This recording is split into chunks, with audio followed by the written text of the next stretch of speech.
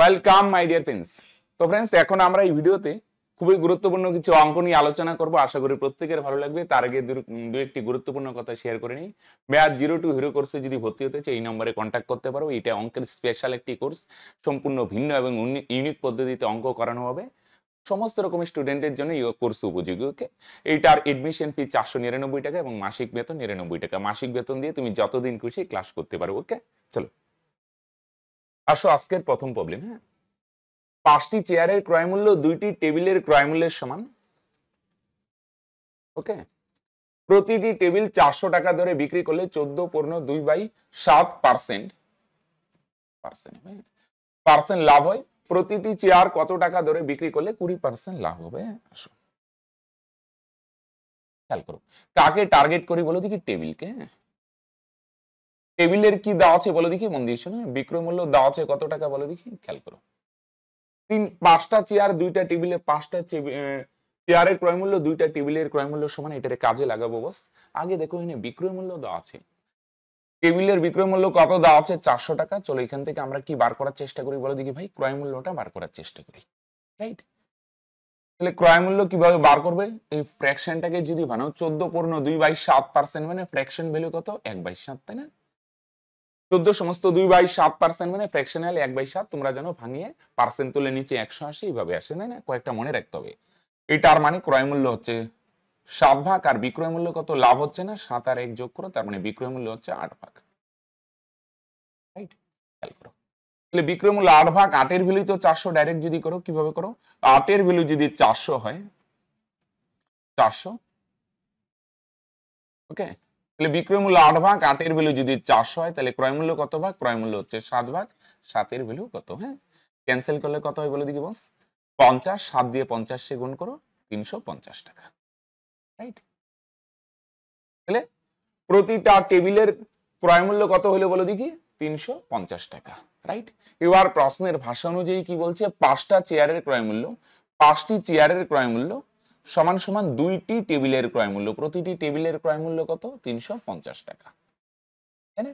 এটাই সম্পর্ক বলছে না?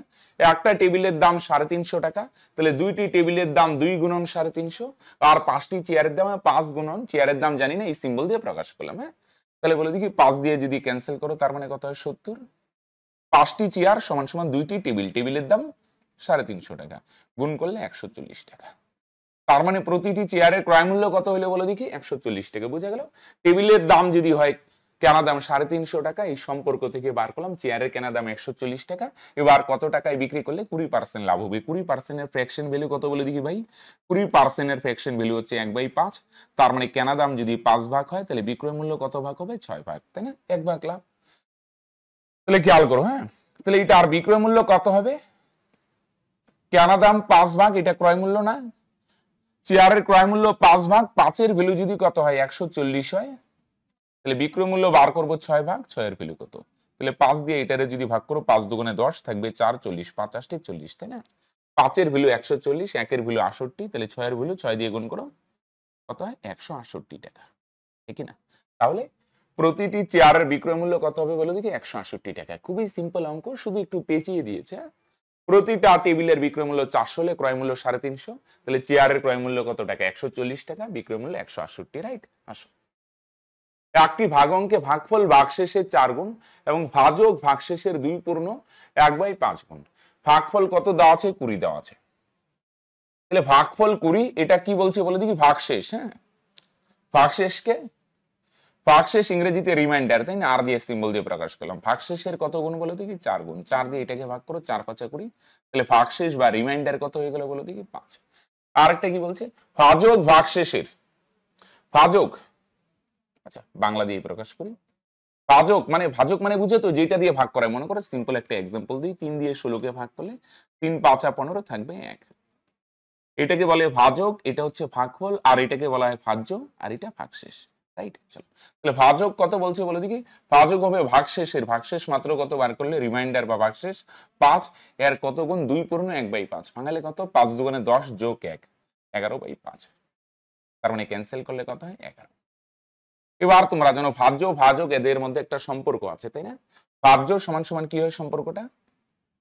জানো তো ভাই? একটু লিখে দিচ্ছি। হ্যাঁ, ভাজক ইন্টু ভাগফল ভাজ্য সমান সমান ভাজক ইন্টু ভাগফল প্লাস কি হয় রিমাইন্ডার ভাগশেষ, তাই না? তাহলে ভাজক কত, ভাজক মাত্র বার করলাম, ভাজক হচ্ছে 11 ইন্টু ভাগফল কত, ভাগফল তো প্রশ্নে দেওয়া হচ্ছে 20 প্লাস ভাগশেষ, ভাগশেষ বা রিমাইন্ডার কত বলে দেখি 5। তাহলে গুণ করো, 11 দিয়ে গুণ করলে কত হবে 220 আর 5 যোগ করো তার মানে 225। ওকে, এখন একটু লেখালেখি করলাম দিকে বড় মনে হচ্ছে, কিন্তু এগুলো লেখালেখি না করলে এটাই শর্ট হয়ে যাবে। আসো 2/3 এর এ 2/3 এর 2/3 অংশ আর কি, হ্যাঁ, বি এর 55% সমান সমান সি এর 2.5 হলে A:B:C। তাহলে এর 2/3 তার মানে গুণ করো, তার মানে কত হবে, আচ্ছা 2/3 ইন্টু এ এইভাবে লিখলাম। তারপরে বি এর 50% মানে কত, ফ্র্যাকশন ভ্যালু কত 1/2 সমান সমান সি এর 2.5 ভাঙালে কত হবে 2.5 মানে আড়াই, আড়াই মানে 5 এর অর্ধেক। ওকে, তাহলে এই ধরনের অঙ্কে কি করতে হবে বলে দেখি, উপরে কিছু রাখা যায় না, তাই না?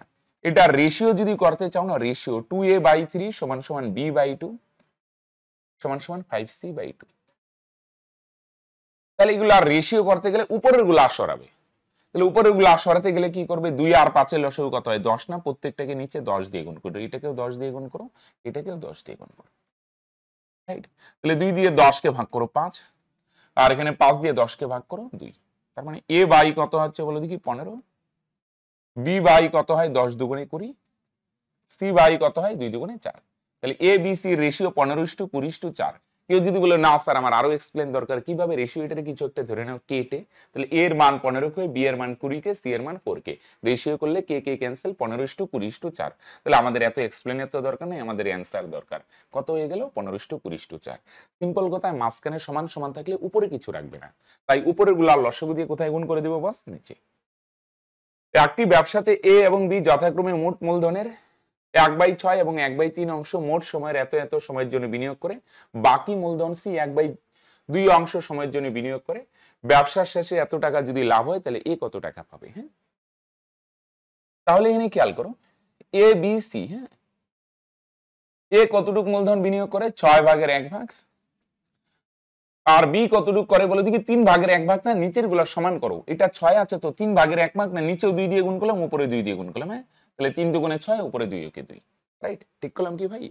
চলো, আর বাকি মূলধন, বাকি কত, 6 ভাগের মধ্যে এ 1 ভাগ, এ 2 ভাগ, তাহলে দুইজন মিলে 3 ভাগ, বাকি 3 ভাগ দিবে সি, তাই না?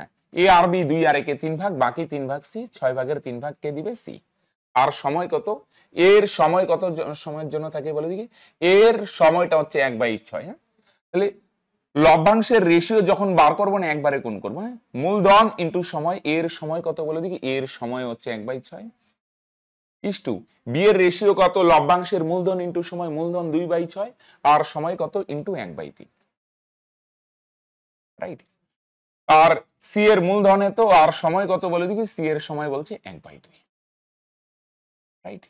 তাহলে প্রত্যেকটারই নিচে 6 আছে না, একটা 6 6 ক্যান্সেল করে দাও, আর এখানে 6 থাকলো, এখানে 3 থাকলো, আর এখানে কত থাকলো 2, রাইট? 6 3 2 এদের লসাগু কত হয় 6 না, প্রত্যেকটাকে পূর্ণ সংখ্যায় আনার জন্য 6 দিয়ে গুণ করে দিই, রাইট? এলেনি করে দেবো, পূর্ণ সংখ্যায় আনার জন্য এটারও 6 দিয়ে গুণ করি, এলেনি করে দিই, এখানেও 6 দিয়ে গুণ করি, এখানেও 6 দিয়ে গুণ করি। তাহলে 6 দিয়ে গুণ করলে এখানে কত হবে, এখানে 6 6 ক্যান্সেল থাকবে 1, এখানে 3 দিয়ে 6 কে ভাগ করে 2 পূর্ণ সংখ্যায় আনার জন্য, হ্যাঁ, 2 দুগুণে 4, আর এখানে 6 দিয়ে ক্যান্সেল করলে 3 3 3 9। তাহলে সবচেয়ে বেশি কে পাবে লভ্যাংশ, সি। এ 1 ভাগ, বি 4 ভাগ, সি 9 ভাগ, টোটাল লভ্যাংশ কত বলে দেখি, 9 আর 4 13, 13 আর 1 14 ভাগ, টোটাল লভ্যাংশ 14 ভাগ, 14 এর ভ্যালু তো 7000, হ্যাঁ, ডাইরেক্ট যদি করো নিচে ইউনিট দিয়ে, 14 এর ভ্যালু 7000, তাহলে একের ভ্যালু কত, 14 দিয়ে 7000 কে ভাগ করো, তাই না?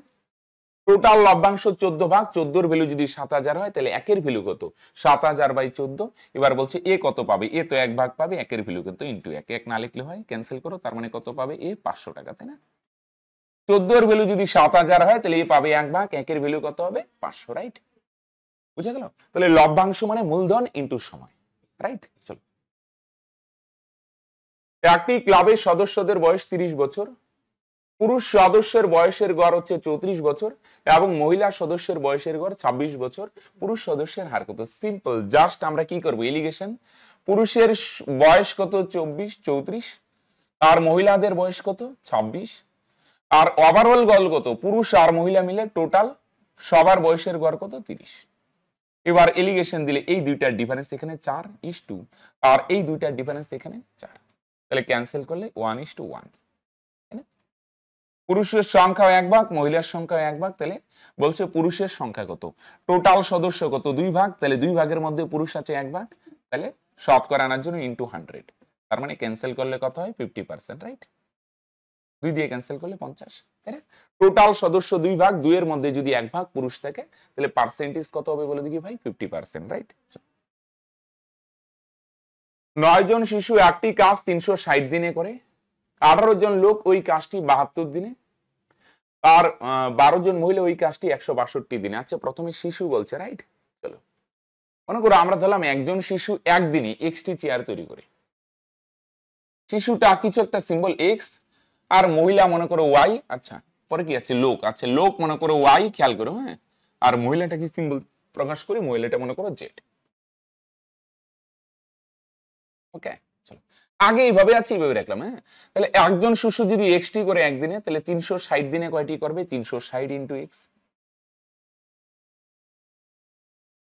ঠিক না? একদিনে যদি এক্সটি করে তাহলে 360 দিনে কয়টি করবে, 360 ইন্টু এক্স।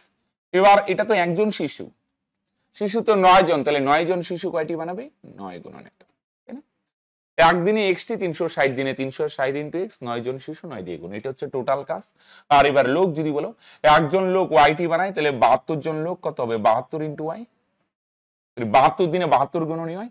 কতজন লোক, 18 জন, 18 দিয়ে গুণ, হ্যাঁ, জন দিন এগুলো সবই গুণ হবে। মহিলা কতজন বলো দেখি, 12 জন মহিলা 162 দিন কাজ করে, একদিনে যদি জেডটি চেয়ার তৈরি করে তাহলে 162 দিনে কত করবে, 162 ইন্টু জেড।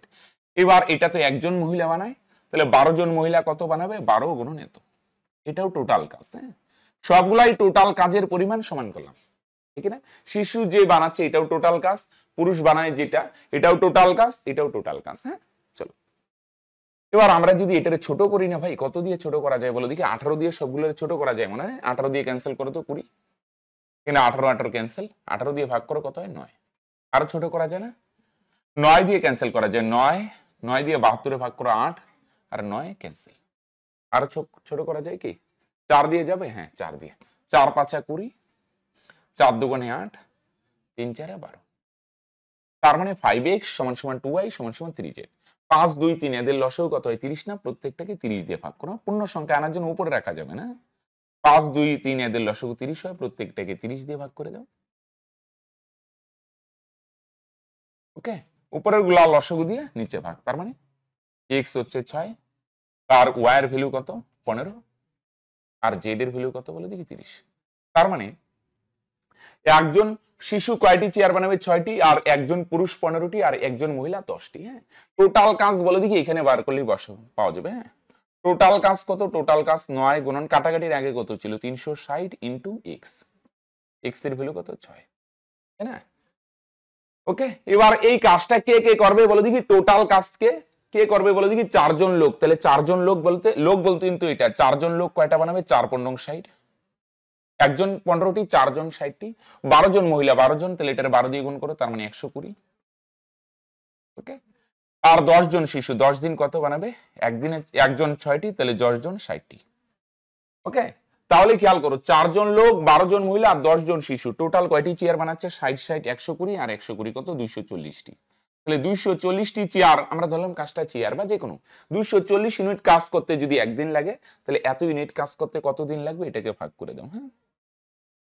12 দিয়ে ক্যান্সেল করলে 12 দুগুণে 24, 3 12 36, ক্যান্সেল করো, তাহলে 3 3 9 9 9 81। ওকে, এই কনসেপ্ট দিয়ে অঙ্ক কিন্তু আমরা আগেও করছিলাম, একটু বড় মনে হতে পারে, একটু লেখালেখি করলাম দেখে, টোটাল কাজগুলো সমান করলাম, একজন পুরুষ কয়টা বানায়, একজন মহিলা কয়টা বানায়, একজন কি বলে শিশু কয়টা বানায়, বার করে নিলাম, হ্যাঁ। চলো, দুটি নল দিয়ে যথাক্রমে 20 মিনিট ও 30 মিনিটে একটি চৌবাচ্চা পূর্ণ করে, কিন্তু চৌবাচ্চার তলদেশের একটি পাইপ দিয়ে পূর্ণ চৌবাচ্চা 1 ঘন্টায় খালি হয়। খুব ভালো অঙ্ক। চৌবাচ্চাটি খালি অবস্থায় 3টি নল একসঙ্গে খুলে দেওয়া হলে কতক্ষণ পর তলদেশের পাইপ বন্ধ করা হলে চৌবাচ্চাটি 14 মিনিটে পূর্ণ হবে। খেয়াল করো, প্রথমে সিম্পলিফাই করো, প্রথম নল 20 মিনিটে পূর্ণ করে, দ্বিতীয় নল 30 মিনিটে পূর্ণ করে, আর তৃতীয় নল আছে না খালি করে কিন্তু 1 ঘন্টা, 1 ঘন্টা মানে 60 মিনিট। তাহলে আমরা ধরলাম চৌবাচ্চায় কতটুকু জল ধরে, এদের লসাগু কত হয় 60। তাহলে প্রথম নল 20 মিনিটে পূর্ণ করে, তাহলে 1 মিনিটে পূর্ণ করবে 60। 30 মিনিটে 60 যদি পূর্ণ করে, তাহলে 1 মিনিটে 30 দুগুণে 60। তৃতীয় নল 60 মিনিটে খালি করে 1 লিটার, তাহলে 1 মিনিটে 1। এগুলো পূর্ণ করে প্লাস। হ্যাঁ, চলো এবার দেখো, খেয়াল করো, তিনটি নল একসাথে খুলে দেওয়া হলে কতক্ষণ পর তলদেশের পাইপ বন্ধ করা হলে, তলদেশের পাইপ আছে না যেটা লস করায়, এটা কিছুক্ষণ পর বন্ধ করা হয়। কিন্তু প্রথম নল আর দ্বিতীয় নল আছে না, প্রথম প্লাস দ্বিতীয়, এই দুইটা নল না একদম শুরু থেকে শেষ পর্যন্ত ছিল, এদের বন্ধই করা হয়নি। বন্ধই শোনো, যেটা খালি করে না, যেটা লস করে, এটা কিছুক্ষণ পর বন্ধ করা হয়। কিন্তু কতক্ষণ পর জানি না, কিন্তু প্রথম আর দ্বিতীয় যেটা জল প্রবেশ করে, এগুলো শুরু থেকে শেষ টোটাল 14 মিনিট লাগে না, 14 মিনিটে এগুলো চালু ছিল। তাহলে তোমরা বলবে আচ্ছা, দুইটা নল একসাথে যদি চালু থাকে 1 মিনিটে কত লিটার পূর্ণ করে? 3 আর 2 5।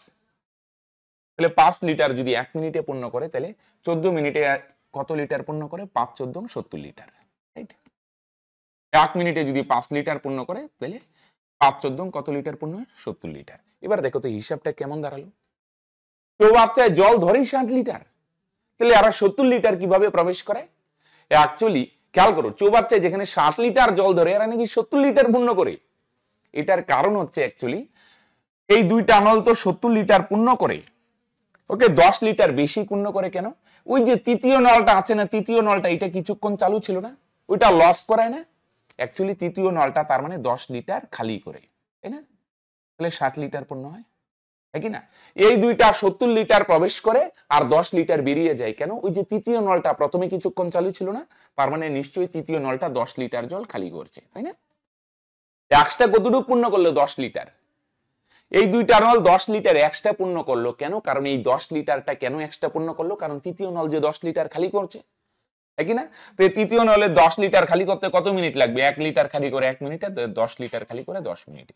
তার মানে তৃতীয় নলটা যেটা লস করা, এটা নিশ্চয়ই কত মিনিট খালি? 10 মিনিট চালু ছিল, 10 মিনিটে 10 লিটার জল বার করে দেয়, তারপর বন্ধ করে দেয়। তাই তো এই দুইটা নল 10 লিটার বেশি পূর্ণ করলো, তাই না? এটা যদি খালি না করতো, তাহলে তো 60 পূর্ণ করলেই হয়ে যেত। আসো, কত টাকার 10% হারে 3 বছরের চক্রবৃদ্ধি সুদ আর সরল সুদের ডিফারেন্স? 93 টাকা।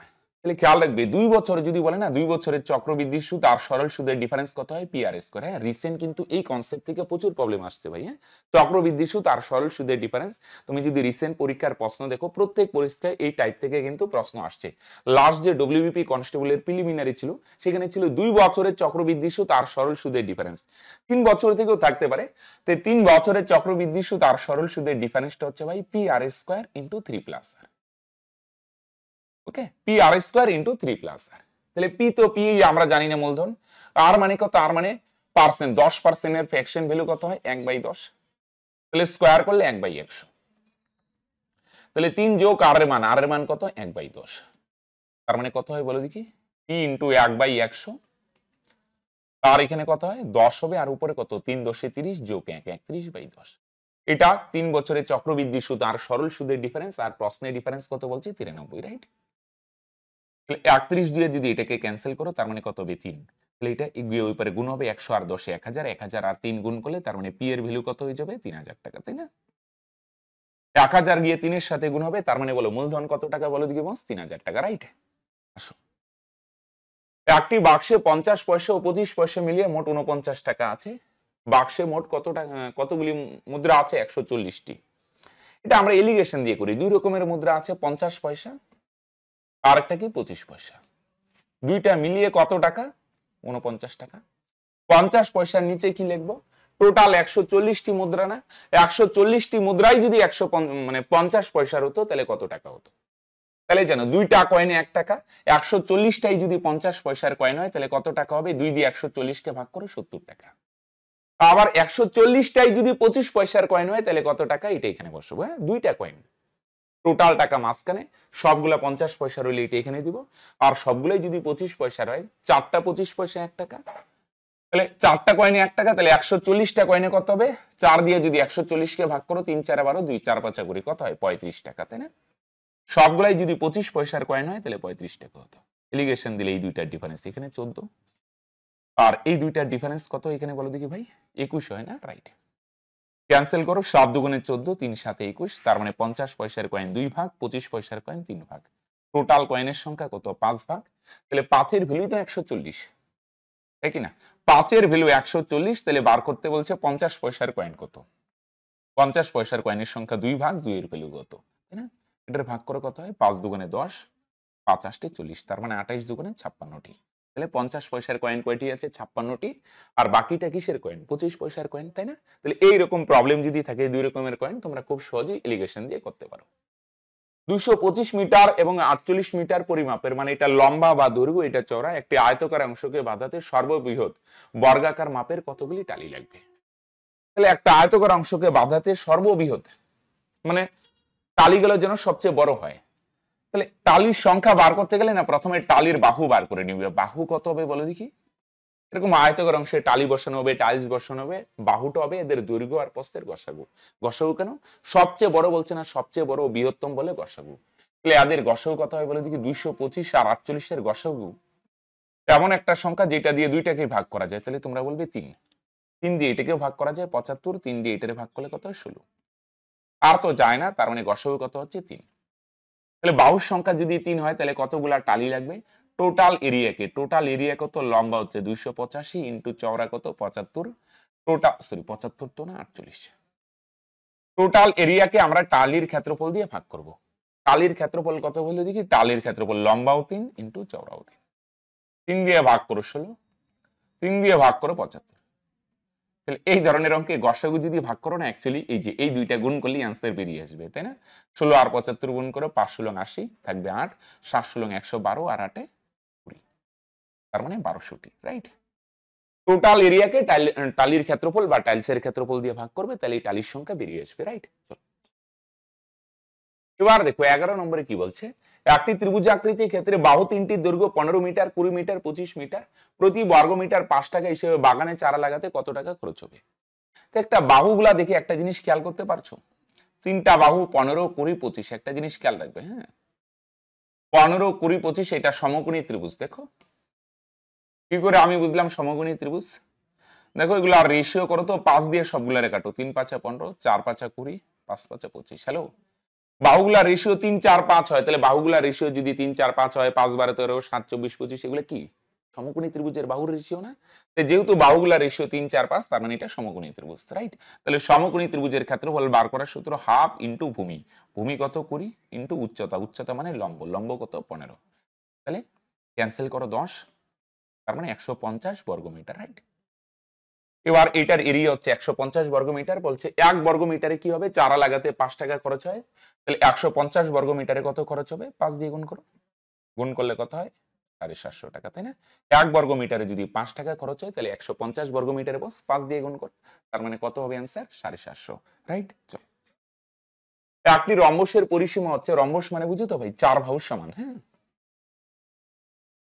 বর্গক্ষেত্র 4 বাহুর সমান। আচ্ছা আমি এখন বর্গক্ষেত্রের মতো একই, কিন্তু বর্গক্ষেত্রের কর্ণগুলা সমান হয়, প্রত্যেকটা কোণ 90 ডিগ্রি হয়, কিন্তু রম্বসের 4 বাহু সমান কিন্তু কর্ণগুলা সমান না এবং প্রত্যেকটা কোণ 90ও না, রাইট? চলো, তাহলে রম্বসের পরিসীমা যদি 100 হয়, 4 বাহু মিলে 100, তাহলে প্রত্যেকটা বাহুর দৈর্ঘ্য কত হবে? 4 দিয়ে ভাগ করো, তার মানে ক্যান্সেল করলে কত হয় ভাই? 25, তাই না? তাহলে রম্বসের প্রত্যেকটা বাহুর দৈর্ঘ্য কত? 25। ওকে, পরিসীমা 100 মানে প্রত্যেকটা বাহুর দৈর্ঘ্য হচ্ছে 25, আর একটা কর্ণ দেওয়া আছে 14 সেমি। আচ্ছা দুইটা কর্ণই টেনে দাও না, দুইটা কর্ণ। রম্বসের কর্ণগুলার মাঝখানের কোণ জানো কি কত ডিগ্রি হয় বলো দেখি? 90 ডিগ্রি।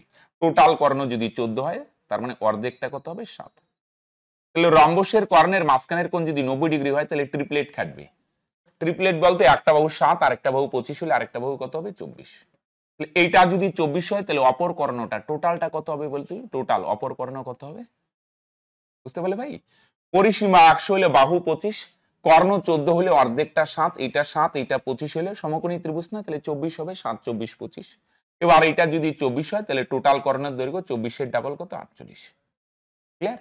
তার মানে একটা কর্ণ তো 14 দেওয়াই আছে, আরেকটা কর্ণ 48 বার হলো। এবার রম্বসের ক্ষেত্রফল বা এরিয়া বার করার সূত্র কি বলো দেখি? হাফ ইন্টু কর্ণ দুটির গুণফল। লিখে নেও, হ্যাঁ? এখন আমি আর লিখছি না। হাফ ইন্টু কর্ণ দুটির গুণফল। একটা কর্ণ 14 ইন্টু আরেকটা কর্ণ 48। ক্যান্সেল করো 7, গুণ করলে কত হয়? 336 হয়, রাইট? তার মানে রম্বসটার এরিয়া কত বলে দেখি? 336 বর্গ সেমি। ওকে, চলো। একটি বিদ্যালয়ে বাংলা ও ইংরেজি বিষয়ে পরীক্ষা নেওয়া হয়। মোট ছাত্রছাত্রী 3/4 অংশ বাংলায় এবং 1/5 অংশ উভয় বিষয়ে পাশ করে। যদি 360 জন ছাত্রছাত্রীর মধ্যে প্রত্যেকে অন্তত একটি বিষয়ে পাশ করে, মানে এরকম নাই কেউ দুটোতেই ফেল করছে, কেউ না কেউ তো প্রত্যেকেই কোনো না কোনো বিষয়ে পাশ করে। তবে কতজন শুধু ইংরেজিতে পাশ করছে। হ্যাঁ, দারুণ কনসেপ্টের অঙ্ক, দেখো খুব ভালো অঙ্ক। হ্যাঁ, দুটো সাবজেক্ট বাংলা আর ইংরেজি। হ্যাঁ, এটা মনে করো বাংলার এরিয়া, আর এটা যারা ইংরেজিতে পাশ করছে এটার ভিতরে আছে, রাইট? এটা দেখো দুইটা ফ্র্যাকশন আছে না, কম্পেয়ার করে নেব। একটা 3/4, হ্যাঁ, আরেকটা কত 1/5। তাহলে দুইটা ভগ্নাংশ থাকলে না নিচের গুলা সমান করে দাও, তাহলে সুবিধা হবে। 4কে 5 দিয়ে গুণ করি তাহলে 20, আর 5কে 4 দিয়ে গুণ করে 20, হরগুলো না সমান করবে। অনেকে বলবে স্যার এটার কনসেপ্টটা কোথা থেকে আসে? 15/20 আমি বলছি, দাঁড়াও, এখানে 4 গুণ, তার মানে ওখানেও 4 গুণ। এটার মানে কি বলো দেখি? এটার মানে নিচের গুলা সমান করা মানে এটাই, নিচেরটা দিয়ে টোটাল বোঝায়। টোটাল টোটাল 20 ভাগ যদি ছাত্র হয় তার মধ্যে বাংলায় পাশ করে 15 ভাগ, টোটাল 20 ভাগ যদি ছাত্র হয় তার মধ্যে উভয় বিষয়ে পাশ করে 4 ভাগ। টোটাল ছাত্রের সংখ্যা তো সেম হবে না, তাই দুটো সেম বানিয়ে নিলাম। ওকে, তাহলে টোটাল যদি 20 ভাগ ছাত্র হয়, এটা মনে করো বাংলা, আর এটা মনে করো কি ইংরেজির এরিয়া। হ্যাঁ, এটা মনে করো বাংলা আর এটা হচ্ছে ইংরেজির এরিয়া। হ্যাঁ, ইংরেজি। হ্যাঁ, তাহলে বাংলায় কত টোটাল 15 ভাগ না, 15 ভাগের মধ্যে 20 ভাগের মধ্যে বাংলায় পাশ করে 15 ভাগ, টোটাল বাংলার এরিয়া 15, আর উভয় বিষয়ে পাশ করে 4। তাহলে উভয় বিষয়ে যদি 4 পাশ করে, মন দিয়ে শোনো, টোটাল বাংলার এরিয়া কত 15 না, উভয় বিষয়ে যদি 4 পাশ করে তাহলে শুধু বাংলায় পাশ করবে 11 ভাগ। এই এরিয়াটা 11, এটা 11, এটা 4, টোটাল 15, ঠিক না? উভয় বিষয়ে 4 ভাগ আর শুধু বাংলায় 11 ভাগ, দুটো মিলে টোটাল বাংলায় 15 ভাগ পাশ করে। বলো হ্যাঁ কিনা? এই যে এই এরিয়াটা, এটা 15। এবার দেখো তো, খেয়াল করো, এই যে এরিয়াটা, এই এরিয়াটা এটা কত হবে?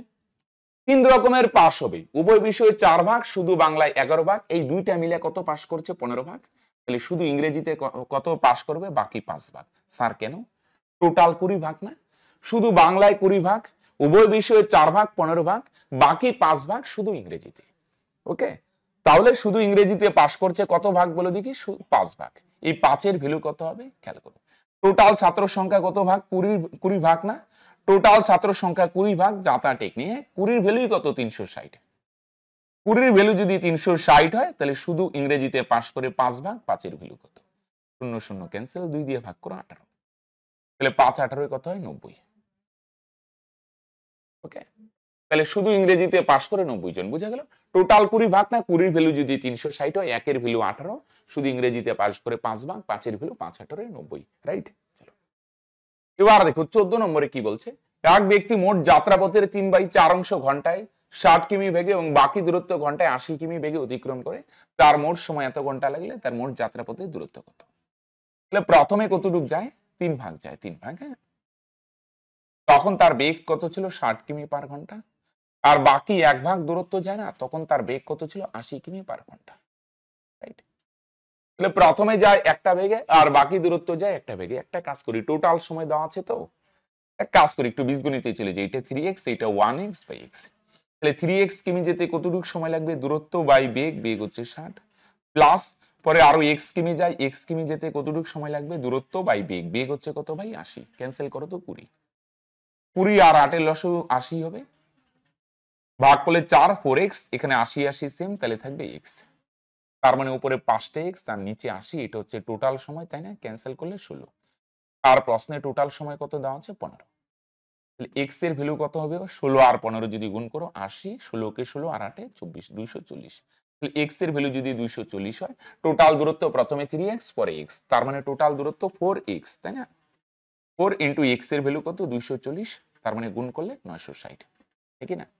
টোটাল দূরত্ব 4 ভাগ, 1 ভাগ 240 হলে 4 ভাগ 4 24-এ কত হয়? 960, রাইট? চলো আসো একটা বীজগণিতের অঙ্ক। হ্যাঁ, a প্লাস a 1/a 1 হলে a টু দি পাওয়ার 4, এটার ভ্যালু কত? এনে খেয়াল করো, a প্লাস 1/a না, এনে একটা দেখো, একটু বুদ্ধিমানের অঙ্ক। হ্যাঁ, একটু বুদ্ধি খাটাতে হবে। এটা 1 দেওয়া আছে ভাই। হ্যাঁ, এটারে যদি ইসে করো, ভগ্নাংশে যোগ করো, কোনাকুনি গুণ হবে, স্কোয়ার প্লাস 1 এখানেই থাকবে, আর সমান সমান এদিকে a, এক একই। এ ওই পারে গেলে গুণ হবে, তার মানে স্কোয়ার প্লাস 1 সমান সমান a, ওকে হবে, এনে গুণ হবে। এই পারে যদি নিয়ে আসো স্কোয়ার, এটা এই পারে আসলে মাইনাস a প্লাস 1 সমান সমান 0। এবার এখান থেকে ডাইরেক্ট তো a টু দি পাওয়ার 4 এর মান বার করা যাচ্ছে না, একটু মাথা খাটাও। হ্যাঁ, তাহলে ফ্র্যাকশন করে মানে ভগ্নাংশের যোগ করলে সব একবারে নিয়ে আসলাম। এটারে দেখো না, এটারে দুই দিকে যদি না ভাই একটা a প্লাস 1 দিয়ে গুণ করে দিই না, a প্লাস 1 দিয়ে বাদিকেও গুণ করব ডান দিকেও গুণ করব, তাহলে না একটা সূত্র পড়ে যাচ্ছে। স্যার এই ভাবনাটা কিভাবে মাথায় আসলো? এই আকারটা দেখে। হ্যাঁ, তোমরা জানো a cube plus b cube কে এইভাবে লেখা যায়, মনে আছে না ভাই? a cube plus b cube কিভাবে লেখা যায়? a plus b into a square minus ab plus b square. Hello, class 8 এ ছিল তাই না? তাহলে এনে b মানে a এর সাথে নাই মানে 1 ভাবতে পারি, এটা 1 square, a square minus ab plus b square, সামনে a প্লাস b দিয়ে দিলাম, তাহলে একটা ফর্মুলা হয়ে গেল তাই না? তাহলে এটার মূল সূত্র কি? a cube minus b cube, আর এদিকে ডান দিকে বলো দেখি 0 দিয়ে গুণ করলে কত হবে? 0ই হবে। তাহলে a কিউবের ভ্যালু কত হবে? 1, একের কিউব 1, ওই পারে গেলে 1। a কিউবের ভ্যালু যদি 1 হয় তাহলে বলছে a টু দি পাওয়ার 4 এর ভ্যালু কত? দুই দিকে আবার a দিয়ে গুণ করে দাও, তাহলে a to the power a আর a কিউব গুণ করলে a to the power 4, a to the power 4 এর ভ্যালু কত হবে? a। হ্যাঁ, খুব ভালো একটা অঙ্ক কিন্তু। হ্যাঁ, তার মানে এটার অ্যান্সার কত হয়ে যাবে বস? Option C. ওকে, তাহলে फ्रेंड्स আজকে এই ছিল 15টি অঙ্ক, এখানেই শেষ করেছি। দেখা হচ্ছে নেক্সট ভিডিওতে। আরেকটা জিনিস, তোমরা যদি কেউ আমাদের পেইড কোর্সে ভর্তি হতে চাও, বারবার বলছি একদম ধরে ধরে মগজে সেট করে আছে অঙ্ক, একবার ট্রাই করতে পারে, নিচে দেওয়া নম্বরে কন্ট্যাক্ট করো। সিম্পল, 499 টাকা এডমিশন ফি, তারপর মাসিক বেতন 99 টাকা দিয়ে যতদিন খুশি ক্লাস করতে পারো। ওকে, চলো বাই।